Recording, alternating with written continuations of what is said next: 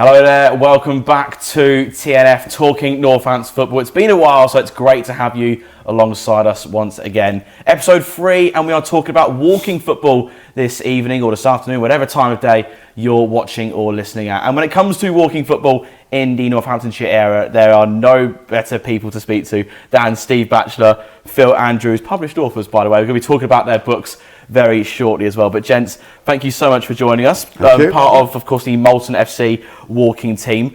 Just give us a little bit about your background in the game first and foremost to get us going. Me, I'm just a football fan really, but I played football as a kid. When I was 16, I had a trial with Reading.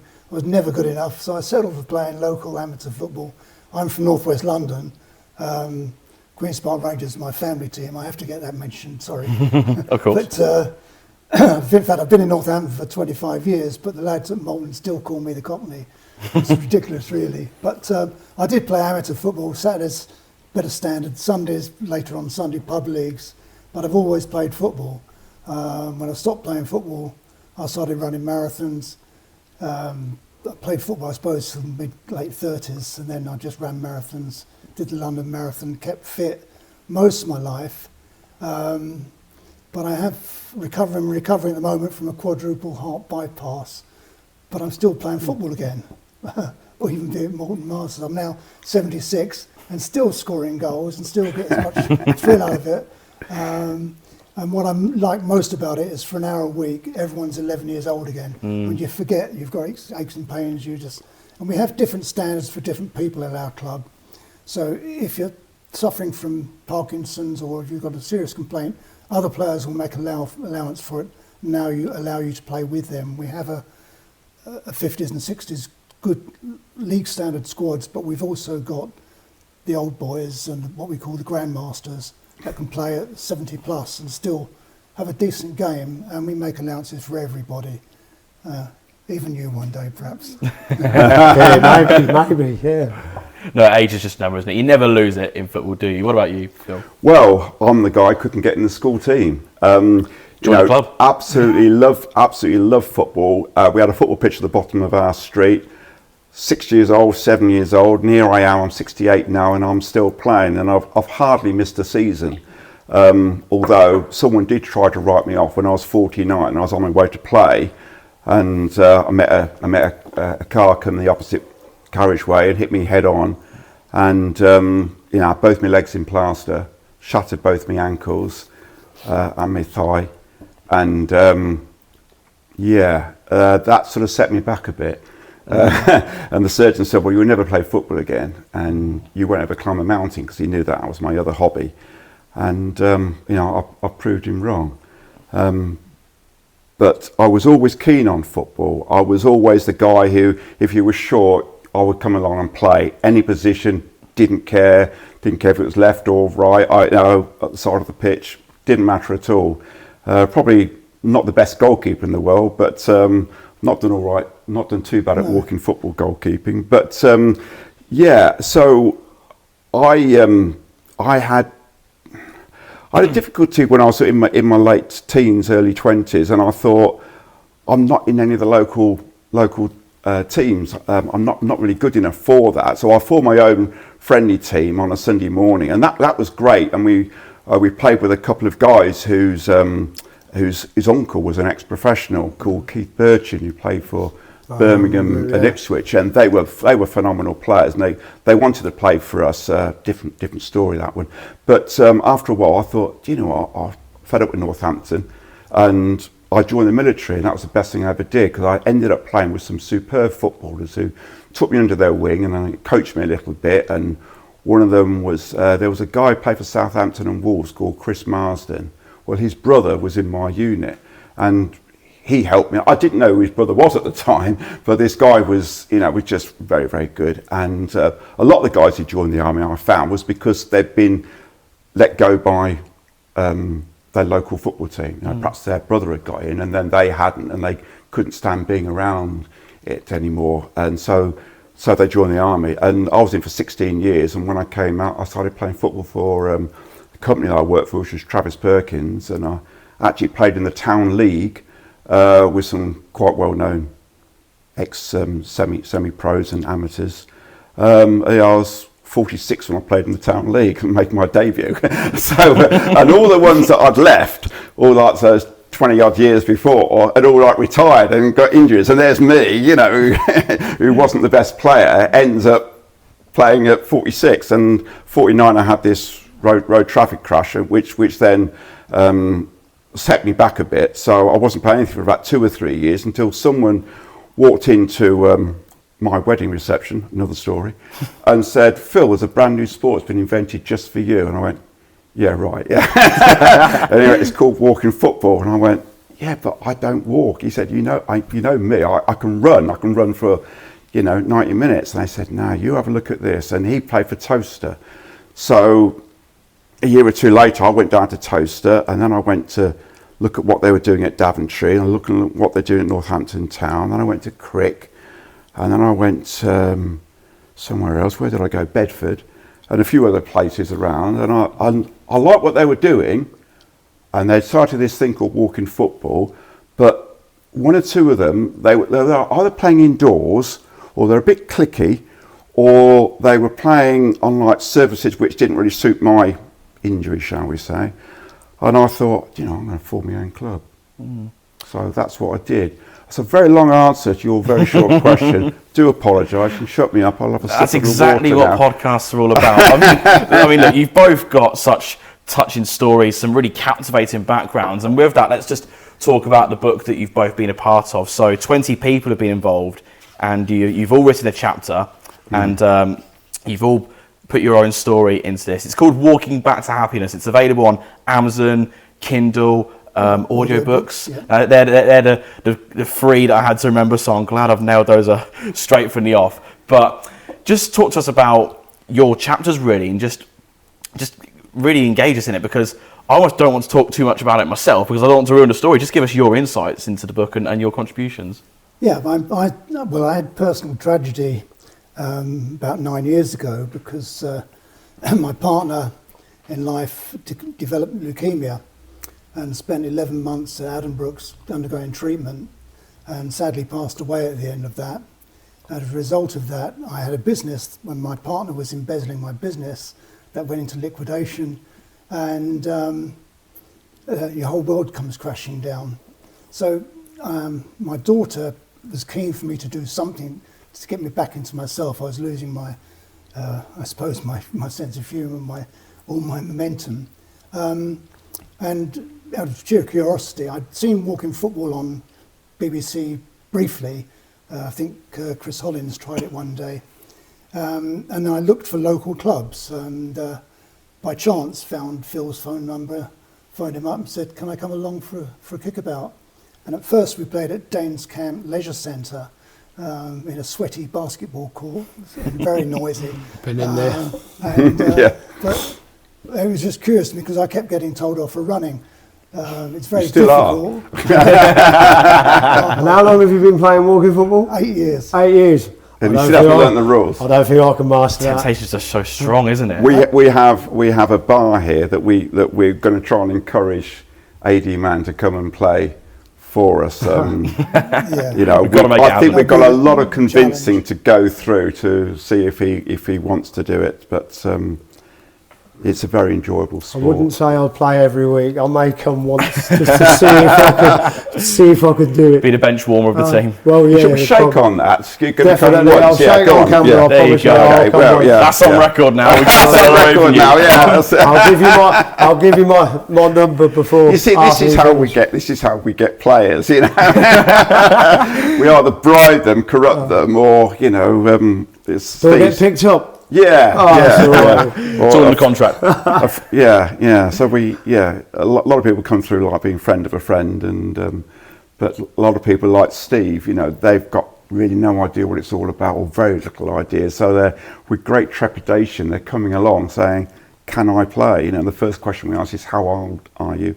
Because if you're not over 50, we won't accept you. There are some new clubs that will take anyone of any age, particularly if you've got injuries and illnesses. And we have bent the rules for ourselves a couple of times. But basically, if you're over 50, you're very welcome. That's where the sport's aimed at. And our oldest player is 79. So, Wow. and we are one of the biggest clubs in the whole country, not just the county. So we've got 148 players. Wow. Registered. Yeah. So we've got 2 spaces to make 150. So understated. You can play in goal. You can play in goal. You were a goalkeeper, weren't you? No. Have you not seen Goalkeeper than me, that's have you not seen how tall I am? The one thing that is quite difficult is that it's very hard to convince a gentleman of 68 years old to throw himself around.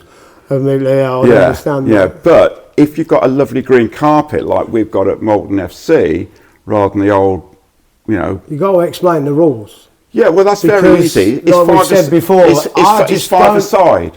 I just don't understand how Yeah.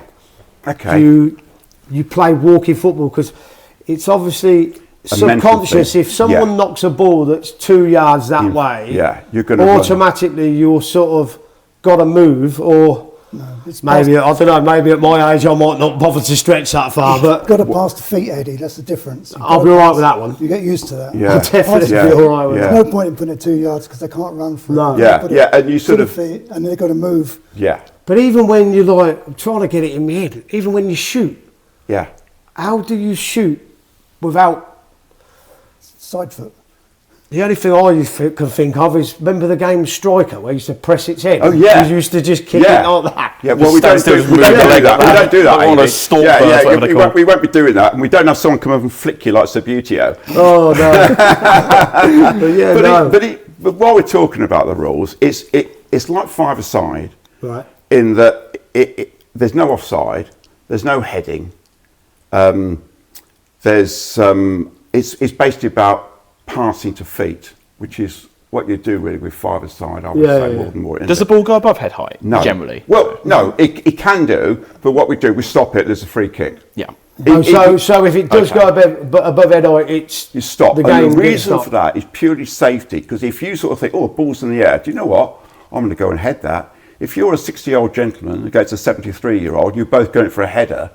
You know, we don't. Yeah. We have got guys who've got brain injuries. Also in this book, we've got people who've had cancer. They've had Steve with his heart transplants. We've had kidney problems, liver. I haven't had a transplant. No. What have you had, Steve? Sorry, Bypass. Yeah, sorry. And then we've got hip and knee joint replacements, elbow replacement. One guy. Can't wait to goalkeeper. tell my missus that I've been railroaded into playing. I can imagine. So we've got people that have got all those considerations, and they don't want to be bundled off the ball. So that's what walking football's about. It's about a slower pace. How long does it last? Or 20 minutes a game, right? and we have three games per session. Right. So you're out there for an hour. So how did you go about setting up the team in the first place? Because I've read through both of your chapters, but especially yours, Phil, obviously, because you founded the whole club. Yeah. You had to overcome so much adversity, going back to, of course, when you had your crash and when you recovered from that. And even when you were trying to set up the club, you had to overcome so many barriers. Just talk to us about how you managed to overcome them and get this team set Yeah, up. because one of the problems is because I hadn't played football locally, I hadn't got a great lot of friends from football. Right. So I couldn't go back to one of my old teams and say, hey, remember when we used to play? Do you want to play again 20, 30 years later?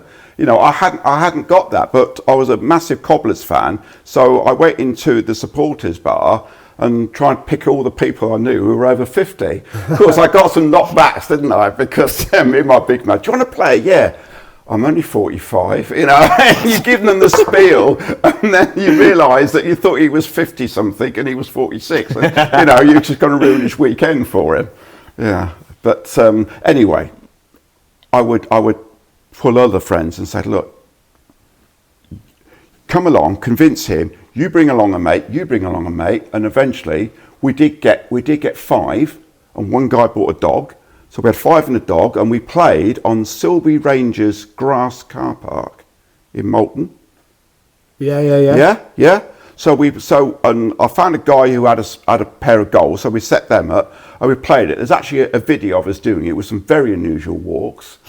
Looks like a scene from Monty Python. And we thought, this is bloody good because we're out in the fresh air. it was like reliving when we were having fun, yeah. 11 years old, 18, whatever. And it was great fun.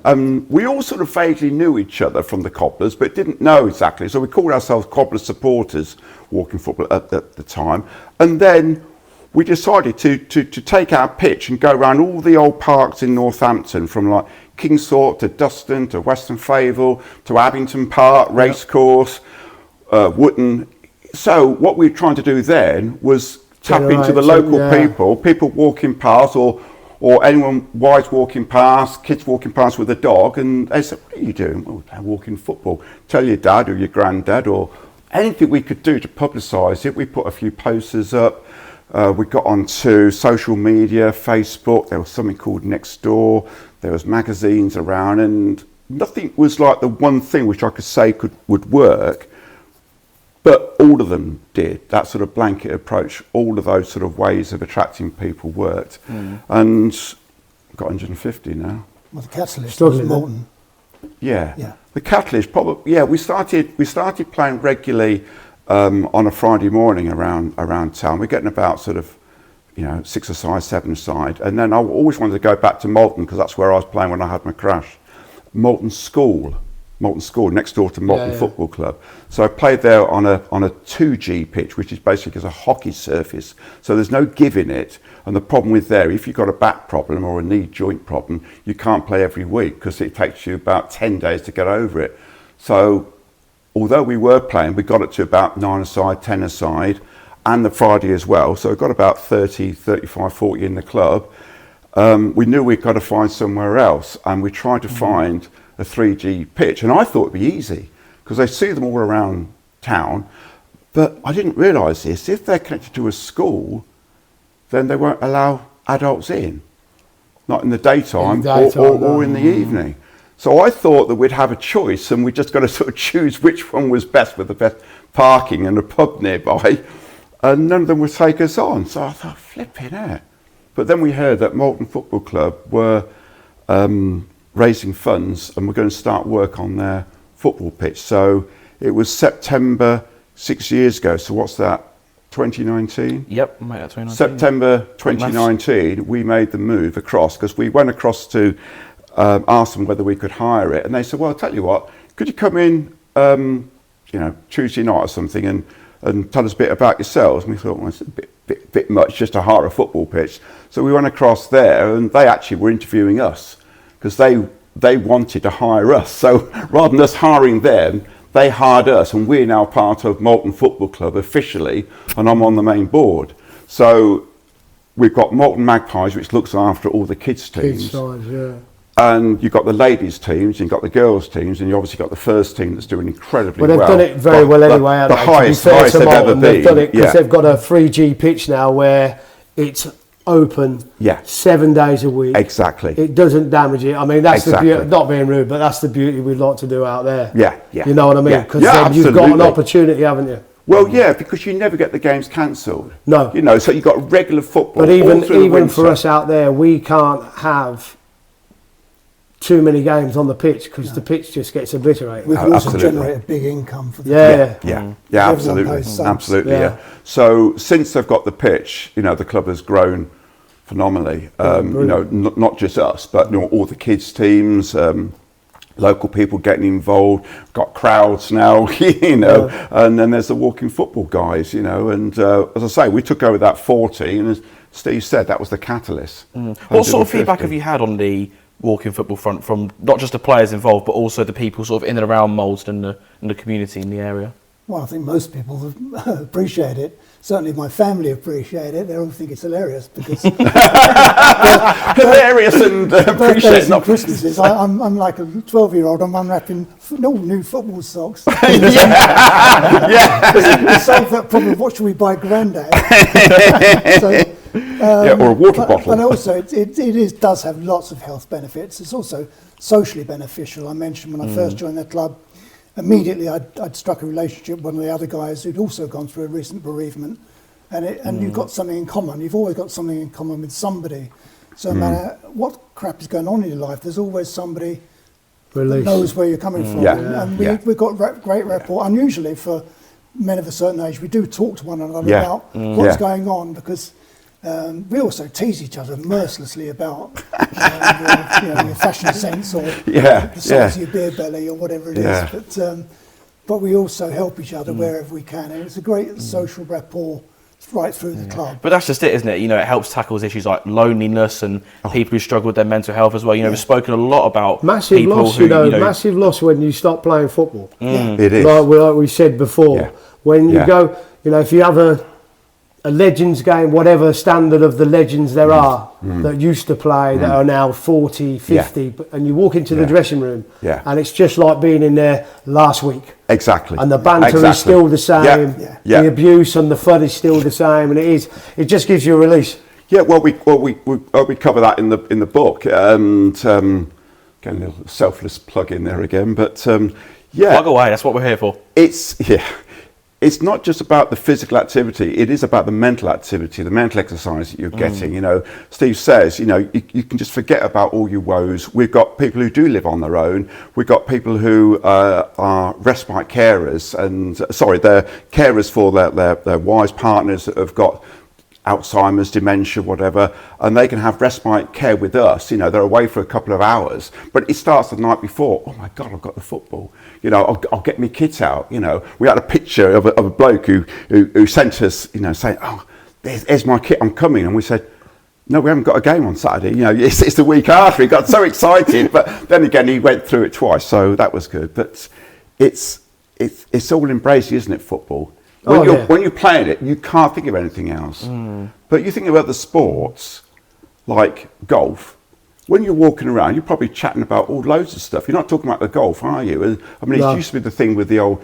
That was the company day, wasn't it? You talk about lots of other stuff, company business maybe. Oh, I do it as a distraction for my golfing ability. It's horrendous. That's what it's talk, isn't it? To forget but about when you're in football, you're just thinking football, aren't you? So you forget all about your aches and pains.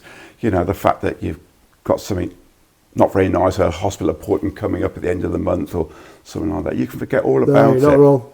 Yeah. You can see this man's gauge is turning, isn't it? Oh yeah. I'm not saying we're there yet. He's slowly coming around and seeing the benefits of it. It's all on record. It won't be a regular thing, I promise you. We're not looking to sell this to people because it sells itself. There are. Could I name them? There are clubs all around the county. So you've got Russian and Diamonds, who I don't know everyone's session times and where they play, but they've always played at Higham Ferry School. And I know that that's on a Monday night. So that's like the local one. They hire the whole thing out. My grandson plays for the under sevens. Oh, okay. Yeah, they all Russian and Diamonds do a whole so that's on a 3G, but one of the old style ones is not as nice as yours, as ours. Redwell have got a beautiful 3G. They've got a new one, haven't they? Wellington. It's phenomenal. And there's a few people that feel like Eddie McGoldrick had a soccer school there for Crystal Palace. Yes, because we bumped into him there. That was a bit of a shock. But that's also is where the county league takes place not every Sunday, but alternate Sundays. So how many teams in the league then? We've got about 10 in the 50s. And they all play at Moulton? No, they all play at Wellingborough, at Redwell on a Sunday. We just have like a massive round robin. All right. On 3 Sundays. So we have February, March, April in the Spring League. So what happens when it's cold? Cold? Even I used to run around when it was cold, but if you can't run around when you're walking and it's cold, that ain't no good, is it? You just wear a winter sport. Different layers. You wear different layers. You can wear gloves and everything like that. That'll do me. Oh, you should see. So what we do is that you have bibs, and so you put as many garments as you want, AD, and then you put a bib on top, so you always get the XL bib. And otherwise it's like a bra. Like multi-colour Michelin man coming out. I'm told it's like a bra. I don't really know, but Steve will help you on that one. But you play all through the year, and then we also have an autumn league, September, October, November, and we have a league for 50s, 60s, 65s, and there's no 70s yet, but there will be because people are playing, are getting older. But Moulton actually did beat 2 teams locally in a national cup. We beat Bicester, and who did we beat? Nottingham, wasn't it? And we went, and we got to the national finals, and we topped our group. but unfortunately in the semis we played the holders, which was Kingstonian, and we lost to them. But they said that they were the best thing they'd faced on that day. So you know, it was just a bunch of 70-year-old guys. You took a team to Lilleshall, didn't you? Play there. That was great, wasn't it? And that was, you know, that wasn't our A team. We couldn't get our A team because they're all doing other things, because it was on Sunday, I think. So they're going for Sunday lunch and stuff. But well, you've been so kind of your time, and it's been honestly so great to hear about how it all works down at Moulton. Just a couple of things before we wrap up for the evening. How can, well, two-part question really. One, how can people get involved with Moulton, and how can the listeners find out more? But also, just a reminder, where can people access the book should they want to have a read? Okay, well, if I cover the first bit, and Steve... Yeah, of course. So, basically, Moulton is getting quite full. I'll put that out there. But your listeners are county-wide. So, you've got teams at Kettering, you've got teams at... Someone's ringing you to join. There you go. Yeah, there we go. This is inquiry, yeah. Who's this? Oh, it's Colin Calderwood wants to come back. No, he has played for us a couple of times, but there's two teams at Kettering, one at Kettering Town, one at Kettering Leisure Village. There's Corby Town, Brackley Town, Crick, they've got a team, Rothwell Aztecs, and then there's another team in Rothwell Pirates. There is a county cup for it and all. There is a county cup, and now Steve says that they're starting a little team down in Hackleton, which is near where he lives. So little villages. Our head Silverstone are doing something as well. Wellingborough Whitworth, they're actually... Yeah, because I'm on the same committee as the Whitworth fella. Okay. And it did come up about, and we said I'd try and get a team, but I've never been able to get them. Yeah, well, asking blokes to walk is difficult when they're a bit younger. They actually went into the county cup, and they said that Irchester Romans were going to form a team, and Thrapston. So I think that a lot of the amateur teams in Northampton should look at this, because one thing which we were talking about earlier is that these clubs are short of volunteers. If you've got walking football, you've got a bunch of old guys who want to give something back to football, and we step up. So we've got a team of 6 of our guys who on a Wednesday are the ground staff. So we've got Alec, who's 79, who has his game of walking football on a Tuesday. Wednesday, he jumps on a tractor and he's going up and down the pitch, spreading out all the rubber crumb. And we've got other people who are doing litter picks, they're doing maintenance and all sorts of stuff. We've got a chef. Eric's a chef, you know. He was behind the bar at one season, yeah, flipping burgers. So it works together, doesn't it? Eh? Oh yeah. So it's a secret source of manpower, an untapped resource. It's a brilliant idea. I wrote to the FA, and they went, "Yeah, thanks very much indeed." And that's all they said. I thought it was a brilliant idea. Which is mate of mine was a professional journalist. He thought it was a cracking idea. Yeah, one of the reasons why I developed the book. Well, yeah, absolutely. Make it public awareness. It's now easily the fastest growing sport in the world. It's played all over the world now.